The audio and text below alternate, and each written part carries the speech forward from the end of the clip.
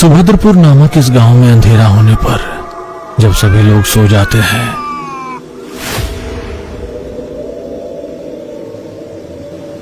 एकाएक कोई औरत के गले के मंगलसूत्र और पैरों की बिछिया अदृश्य रूप में आकर ले जाते हैं।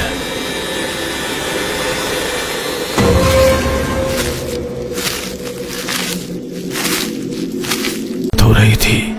गांव के सभी लोग गहरी नींद में सो रहे थे। पूरा गांव सुनसान था। गोपाल राव भी गहरी नींद में था। पहरेदार गांव के चारों दिशाओं में पहरा दे रहे थे।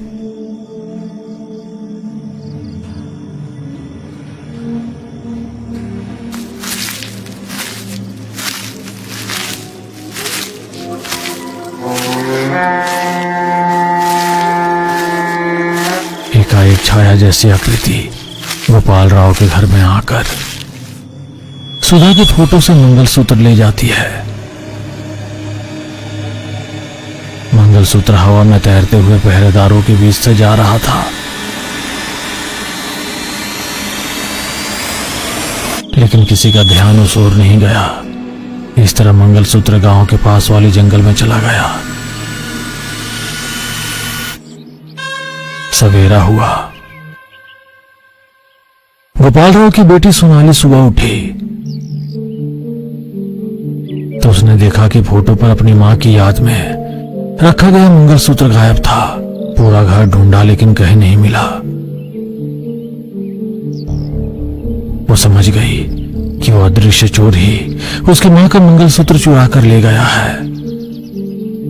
मैं उस चोर को नहीं छोड़ूंगी जिसने मेरी माँ की याद छीन ली। मैं उस चोर को किसी भी हाल में पकड़ूंगी। किसी भी तरह मंगलसूत्र बिछिया चुरा कर ले जाने वाले चोर को पकड़ने के लिए सोनाली ने एक तरकीब सोची। अगले दिन शाम को अंधेरा होने से पहले सोनाली ने पानी में थोड़ा सा लाल रंग और थोड़ा गोंद मिलाकर गांव में सबके घर के सामने छिड़क दिया। गांव में अंधेरा होने के बाद सभी लोगों के सो जाने पर सोनाली अपने घर के छत पर जाकर छिप गई। गांव में सबके घरों की ओर ध्यान से देख रही थी। इन सब बातों से अनजान वो अदृश्य चोर चोरी करने के लिए सोनाली के सामने वाले घर में जाकर मंगलसूत्र बिछिया चुराकर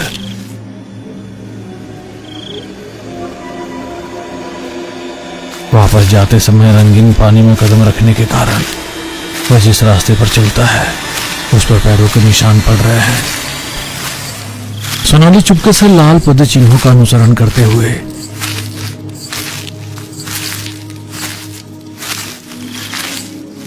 जंगल में चली गई।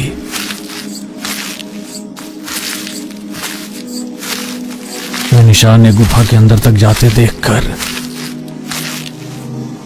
गुफा में प्रवेश द्वार के दोनों ओर दो कंकालों के बीच अभिमंत्रित खोपड़ियों की मालाओं और हड्डियों से प्रवेश द्वार बहुत डरावना था। हालांकि सोनाली ने साहस जुटाया और अंदर चली गई। गुफा में गए अदृश्य चोर ने मंगलसूत्र को वहां मंगलसूत्र के ढेर पर गिरा दिया। उस चोर के अंदर से बिल्ली भूत बाहर आई और एक शिष्य में घुस गई। जैसे ही बिल्ली भूत उसके अंदर से बाहर आई, उसका अदृश्य रूप गायब होकर सामान्य रूप में आते ही तुरंत बेहोश हो गया। सोनाली आश्चर्य से ये सब देखती रह गई। हिम्मत जुटाकर 2 कदम बढ़ाकर अंदर जाकर देखने पर वहां एक बड़ा सा पिंजरा था।